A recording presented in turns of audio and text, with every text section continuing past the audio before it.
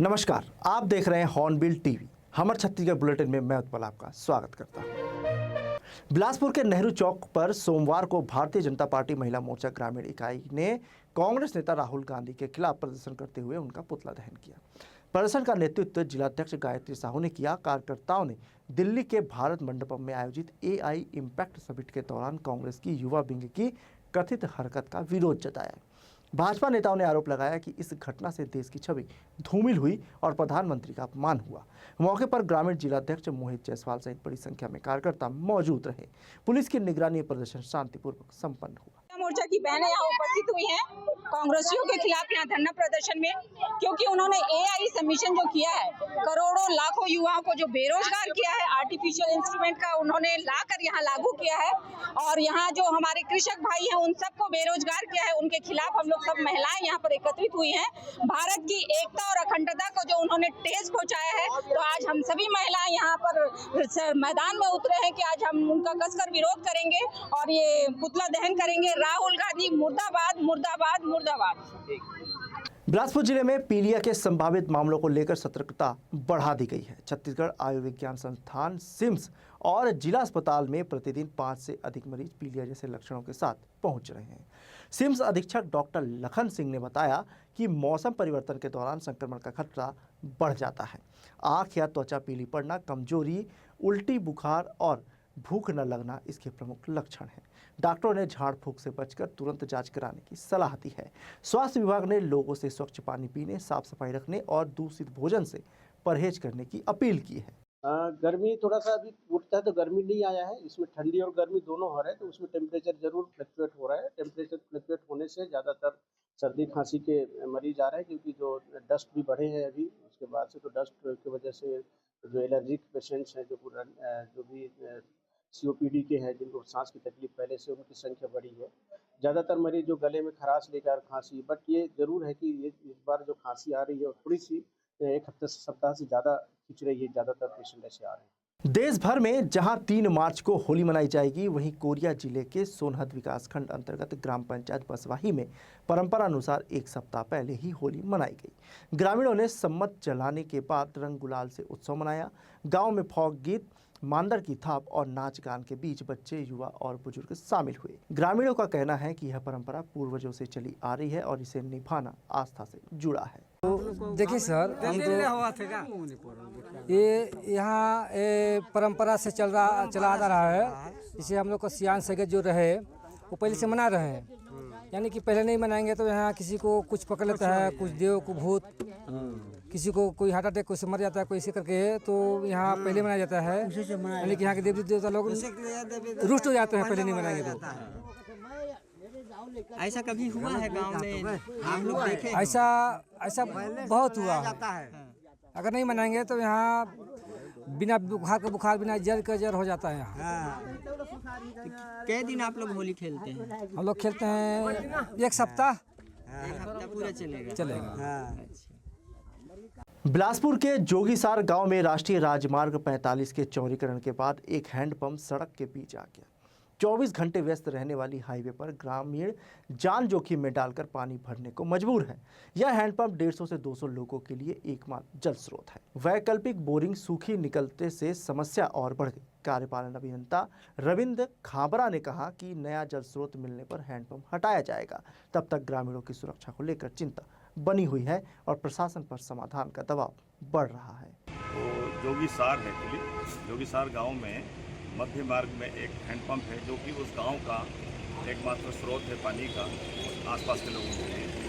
अभी हमने जो है उसको हटाने से पहले बाजू के क्षेत्र में जो हमारी प्रॉक्सिमिटी में है उसमें बोर किए हैं। 2 बोर करने के बावजूद हमें पानी नहीं मिला है, और जब तक पानी नहीं मिलेगा उस सेंट्रल बोर को हटा पाना मुश्किल हो रहा है, क्योंकि आगे आगामी गर्मी को देखते हुए एकमात्र स्रोत है वो। तो जैसे ही आसपास के क्षेत्र में हमारा बोर सक्सेसफुल होगा, भले हमें किसी भी गहराई तक जाना पड़े, पंप इंस्टॉल कर देंगे, सबमर्सिबल पंप। उसके पश्चात ही इसको हटा पाना संभव होगा। मुझे लगता है कि 1 हफ्ते के अंदर ये काम हो जाएगा। बिलासपुर के सरकंडा क्षेत्र में 17 फरवरी को महालक्ष्मी ज्वेलर्स के संचालक संतोष तिवारी पर हुए जानलेवा लूटकांड का पुलिस ने बड़ा खुलासा किया है। एसएसपी रजनेश सिंह ने बताया कि मामले में 7 आरोपियों को गिरफ्तार किया गया है।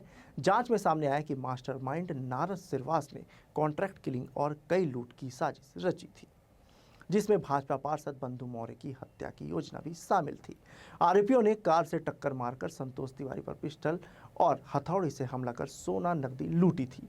पुलिस ने 24 घंटे के भीतर उत्तर प्रदेश के मिर्जापुर से सभी आरोपियों को पकड़कर 100% माल बरामद कर लिया। एसएसपी ने अपराधियों पर सख्त कार्रवाई की चेतावनी। इसके साथ ही इस अपराधी ने जो विनोद उर्फ बिन्नू प्रजापति, इसके द्वारा पूछताछ में खुलासा किया गया है कि एक स्थानीय अपराधी यहाँ का, जिसका नाम है नारद श्रीवास, नारद उर्फ सुमित श्रीवास, उसके द्वारा इनको पूरी तरीके से यहाँ पर सारी लॉजिस्टिक, रहने की व्यवस्था इत्यादि सारा कुछ वो करता था।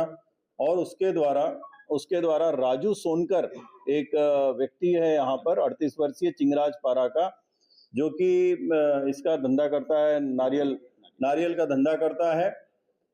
इससे इसने मिलवाया था राजू सोनकर से, और राजू सोनकर बहुत ज्यादा इससे एक यहाँ पर बंधु मौर्य हैं जो पार्षद भी हैं, उनसे बड़ी दुश्मनी रखता है किसी रास्ते को लेकर, और कुछ विवाद है जो जमीन से संबंधित उसका विवाद है उनसे। पिछले 6 महीने से उनके साथ में कोई विवाद चल रहा था। भिलाई के सुपेला चौक पर एआई समिट में युवा कांग्रेस के अर्धनग्न प्रदर्शन के विरोध में भाजपा ने जोरदार प्रदर्शन किया। कार्यकर्ताओं ने कांग्रेस नेतृत्व के खिलाफ नारेबाजी करते हुए पुतला दहन किया। भाजपा नेताओं ने कहा कि अंतर्राष्ट्रीय मंच पर इस तरह का प्रदर्शन देश की छवि को नुकसान पहुंचाने वाला है और इसे भारतीय संस्कृति के खिलाफ बताया।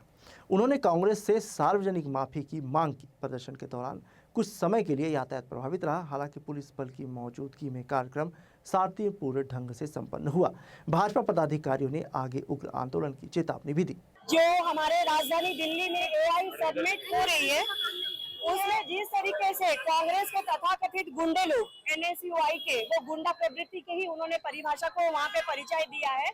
अर्धनग्न होकर जिस तरीके से भारत का विरोध किया है, उन्होंने प्रधानमंत्री मोदी का नहीं, भारत का अपमान किया है विश्व पटल पे। दुर्ग में आम आदमी पार्टी ने होली पर प्रदेश भर में शराब दुकानें बंद रखने की मांग को लेकर कलेक्टर को ज्ञापन सौंपा।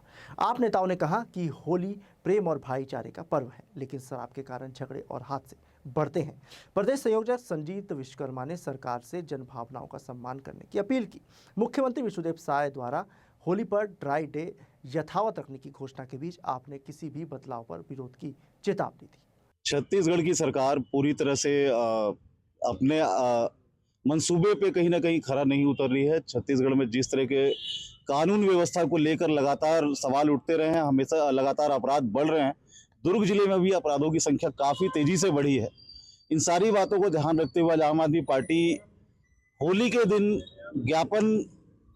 दिन शराब दुकान बंद रहे, इसके लिए ज्ञापन सौंपने आए थे हम लोग, क्योंकि गांधी जी के निर्वाण दिवस के दिन भी छत्तीसगढ़ की सरकार ने इस बार शराब दुकान खोल रखी थी, इसलिए इनकी मंशा स्पष्ट नहीं है। हम चाहते हैं छत्तीसगढ़ की सरकार स्पष्ट रूप से इस पर ध्यान देते हुए कि होली के दिन शराब की दुकानों को बंद रखें, ताकि सड़कों पर किसी प्रकार की दुर्घटना ना हो, पुलिस बल को जबरन लोड ना हो।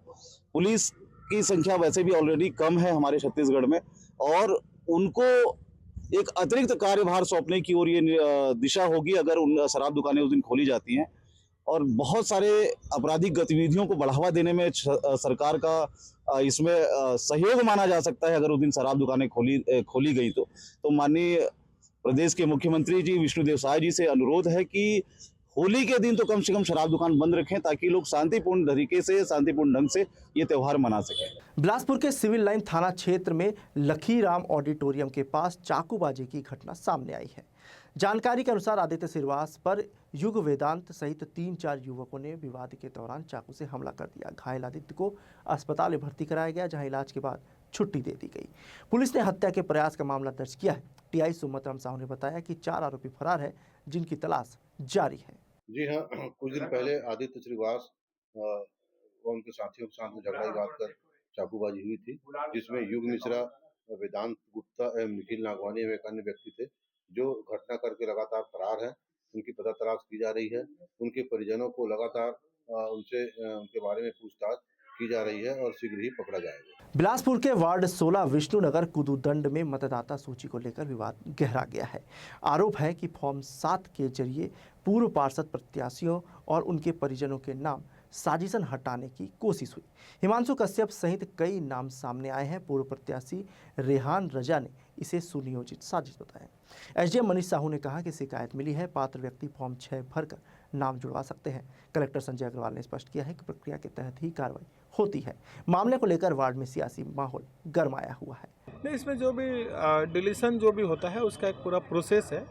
उस प्रोसेस के तहत ही किसी का भी नाम डिलीट किया जा सकता है। अगर वो व्यक्ति वहाँ पे है तो उसका नाम डिलीट नहीं होगा। बिलासपुर के सरकंडा थाना में ड्यूटी बदलने के दौरान हुई ड्रिल के समय एक बड़ी लापरवाही सामने आई, जब आरक्षक नवल तिवारी ने राइफल से मैगजीन निकाले बिना ही ट्रिगर दबा दी, जिससे अचानक गोली चल गई। गोली थाने की छत में जा लगी। गनीमत रही कि इस घटना में कोई जनहानि नहीं हुई। मामले को गंभीरता से लेते हुए वरिष्ठ पुलिस अधीक्षक रजनीश सिंह ने तत्काल कार्रवाई करते हुए आरक्षक को निलंबित कर दिया है। प्रारंभिक जांच में यह स्पष्ट हुआ है कि हथियार हैंडलिंग में लापरवाही बरती गई थी। घटना के बाद विभागीय जांच के आदेश भी दिए गए हैं ताकि भविष्य में इस तरह की पुनरावृत्ति न हो और थानों में सुरक्षा मानकों का सख्ती से पालन सुनिश्चित किया जा सके। पर यह एक तरह की गंभीर लापरवाही है। छत्तीसगढ़ विधानसभा में वित्त मंत्री ओपी चौधरी ने वित्त वर्ष 2026-27 के लिए 1,72,00,000 रुपए का बजट पेश किया।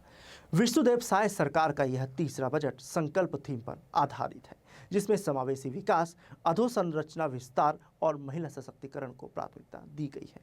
महिलाओं के नाम पर घर या जमीन की खरीद पर पंजीयन शुल्क में 50% की छूट की घोषणा सबसे चर्चित रही।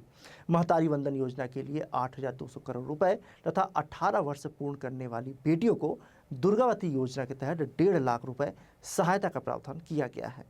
स्वास्थ्य क्षेत्र में रायपुर में 200 बिस्तरों का नया अस्पताल स्थापित होगा। सुरक्षा के लिए 15 नए थाने, 5 साइबर थाने और बस्तर फाइटर में 1500 भर्तियां होंगी। सरकार का दावा है कि यह बजट प्रदेश को विकास की नई दिशा देगा। आज हमारी सरकार का तीसरा बजट प्रस्तुत हुआ है। राज्य सरकार का पहला बजट ज्ञान और दूसरा बजट गति की थीम पर थे। इस बार की हमारी थीम संकल्प है। संकल्प के माध्यम से हमने समावेशी विकास, अधोसंरचना, निवेश, कुशल मानव संसाधन, अंत्योदय, लाइवलीहुड तथा पॉलिसी से परिणाम तक जैसे विषयों को प्रमुखता से शामिल किया है। हमारा यह बजट यशस्वी प्रधानमंत्री श्री नरेंद्र मोदी जी के विकसित भारत, विकसित छत्तीसगढ़ की संकल्पना की जरूरतों के अनुरूप तैयार किया गया है।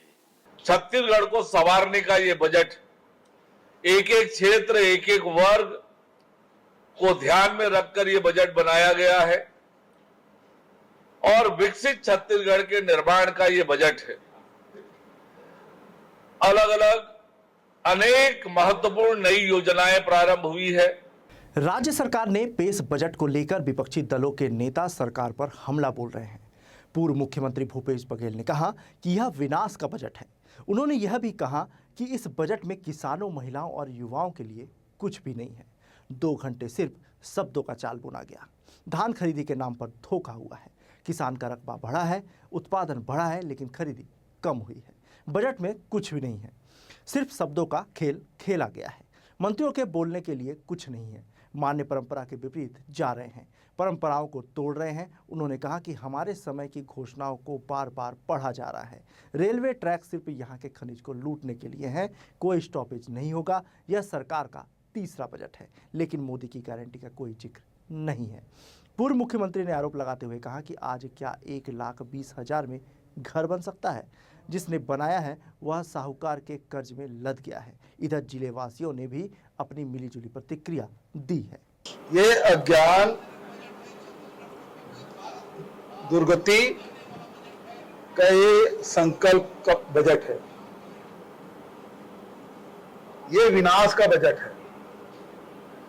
इसमें न किसानों के लिए कुछ है, न महिलाओं के लिए कुछ है, न युवाओं के लिए है, न अनुसूचित जाति जनजाति के लिए है, न उद्योग व्यापार के लिए है। इस बहुत ही